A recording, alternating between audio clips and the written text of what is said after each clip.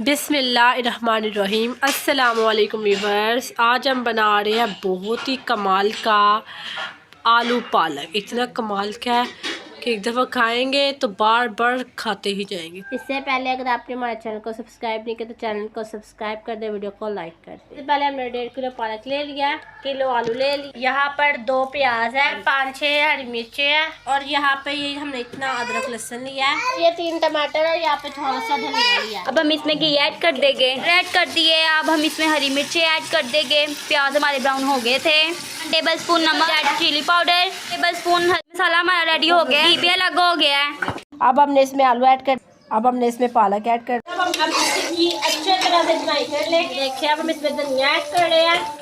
हम इसे अच्छी तरह पकने देंगे। आलू हमारे अभी पूरी तरह से पके नहीं है तो हम इसे फुल टेंडर होने देंगे। अब हम इसे कवर कर देंगे। ये देखिए व्यूअर्स, हमारा पालक गोश्त माशाल्लाह कितना कमाल का रेडी हो गया। ये देखिए व्यूअर्स, हमारा पालक गोश्त कितना कमाल का यमी एंड डिलीशियस रेडी हो चुका है।